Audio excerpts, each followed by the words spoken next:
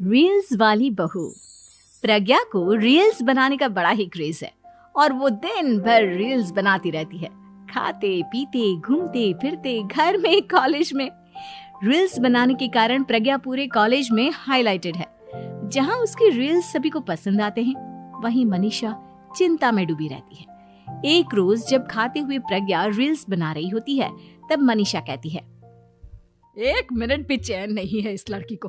ये नहीं कि खाना तो आराम से खा ले, लेकिन नहीं, अरे थोड़ी देर रील्स नहीं बनाओगी तो आसमान नहीं टूट पड़ेगा। अरे मम्मी, इसी को तो कहते हैं डिटर्मिनेशन। तुम नहीं समझोगी ये सब। भगवान, इस लड़की को सद्बुद्धि दे। जब देखो तब टेढ़ा बाका मुंह बनाती रहती है। मनीषा की बात का प्रज्ञा पर जरा भी असर नहीं होता और वो खाते खाते रील्स बनाती रहती है। दिन बीतने लगते हैं और देखते देखते प्रज्ञा का कॉलेज भी खत्म हो जाता है।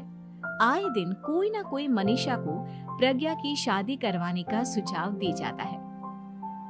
सब ठीक ही कहते हैं, प्रज्ञा की शादी कर देनी चाहिए। अपने घर के काम काज में व्यस्त हो जाएगी तो खुद ही ये रील्स और नाच गाना बंद हो जाएगा। मनीषा और प्रेम प्रज्ञा के लिए एक अच्छा लड़का ढूंढने लगते हैं और तभी विकी का रिश्ता प्रज्ञा के लिए आता है, जिसने प्रज्ञा को उसकी रील्स देखकर पसंद कर लिया था। अगले दिन विकी अपने माता पिता के साथ प्रज्ञा के घर पहुंच जाता है और प्रज्ञा साड़ी पहने हाथों में चाय की ट्रे लिए उनके सामने आती है। जब विकी को पसंद है तो हमें भी बहू पसंद है।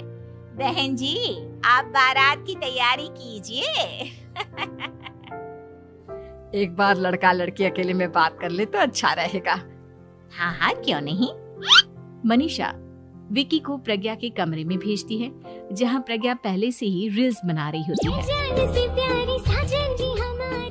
तभी विकी कहता है, आ गए आपके साजन जी।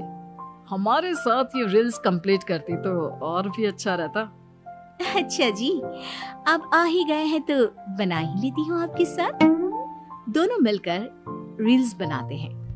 जब वी मीट और तुरंत पोस्ट भी कर देते हैं। फिर विकी कहता है, जब आप साड़ी में चाय लेकर आए तब मुझे लगा कि कहीं मैं गलत घर में तो नहीं आ गया। अब सही है। दोनों की शादी पक्की हो जाती है और शादी के दिन भी प्रज्ञा रील्स बनाने से चूकती नहीं। यहाँ तक कि बारात के समय भी नाचते हुए रील्स बनाती है। सभी लोग प्रज्ञा की तारीफ के पुल बांध देते हैं और प्रज्ञा नाचती गाती अपने ससुराल चली जाती है। सब कुछ अच्छा चल रहा होता है। प्रज्ञा यहाँ भी दिन भर हर चीज की रील्स बनाती रहती है। लेकिन कुछ दिनों के बाद जब सुनीता कहती है, बहू, ये रील्स के साथ साथ कुछ काम भी कर लिया करो। वैसे तुझे और क्या क्या बनाना आता है? मम्मी जी, वैसे तो सब कहते हैं कि मैं सब कुछ अच्छा बनाती हूँ, लेकिन मुझे लगता है कि मैं मैगी अच्छा बना लेती हूँ। हाँ, कॉफी भी अच्छा बना लेती हूँ और मुंह तो सबसे अच्छा बना लेती हूँ। हैं? अच्छा अच्छा। सुनीता अपना माथा पकड़ लेती है और कहती है, बहू, कुछ खाना बनाना भी सीख लेती। मम्मी जी, मैं लंबी प्लानिंग कर रही हूँ। जल्दी ही मैं इतनी फेमस हो जाऊंगी कि मुझे पैसे मिलने लगेंगे। हम दोनों सास बहू राज करेंगे, राज। नौकर काम करेंगी और लोगों की तो लाइन लगेगी हमसे मिलने के लिए। तेरा दिमाग खराब हो गया है क्या बहू? हंसी मजाक तक ठीक है, लेकिन इस तरह घर नहीं चलते। जितना जल्दी हो इस घर के तौर तरीकों को सीख लो। प्रज्ञा मुंह घुमाकर चली जाती है और तुरंत उसी वक्त एक रील बनाती है। ये देख सुनीता का गुस्सा 7वें आसमान पर चला जाता है और विकी के घर आती ही सुनीता उसे सब कुछ बताती है।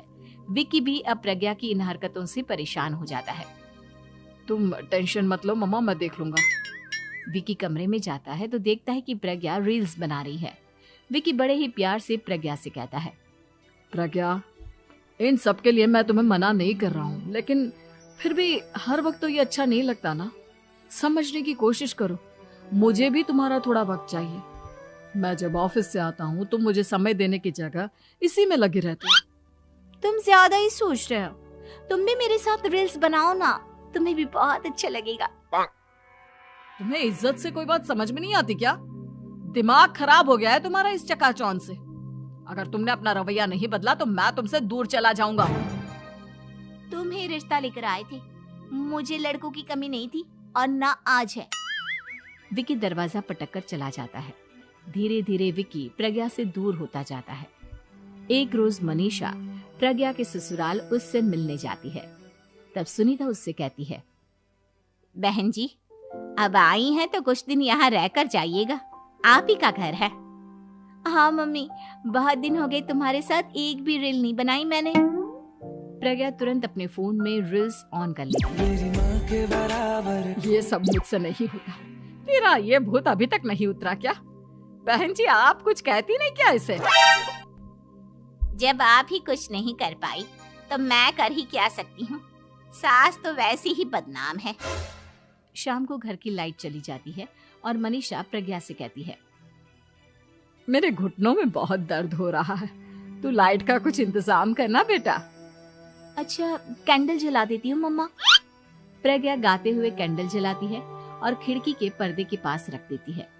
मनीषा जिसे बहुत दर्द हो रहा है वो सो जाती है और प्रज्ञा हमेशा की तरह अपने रील्स में लग जाती है। उधर कैंडल की वजह से पर्दा आग पकड़ लेता है और मनीषा के कमरे में आग लग जाती है। बचाओ, कोई है, बचाओ। सभी भागते हैं और विकी कमरे की आग बुझाने में लग जाता है, लेकिन तब तक मनीषा आधी जल चुकी थी। मनीषा की हालत देख प्रज्ञा रोने लगती है। विकी मनीषा को तुरंत हॉस्पिटल ले जाता है और उसे एडमिट कराता है। विकी प्रज्ञा से कहता है, देख लिया ना, तुम्हारे इस नाच गाने की वजह से आज तुम्हारी माँ की जान जाते जाते रह गई। अब पता नहीं तुम और क्या चाहती हो। उधर डॉक्टर कहते हैं, इनकी हालत बहुत नाजुक है, आधे से ज्यादा जल चुकी है। प्रज्ञा रोती हुई मंदिर में जाती है और भगवान के आगे जाकर कहती है, भगवान मेरी माँ को ठीक कर दो, मैं कसम खाती हूँ हाथ से ये रील्स बनाना छोड़ दूंगी, बस मुझे मेरी माँ वापस मिल जाए।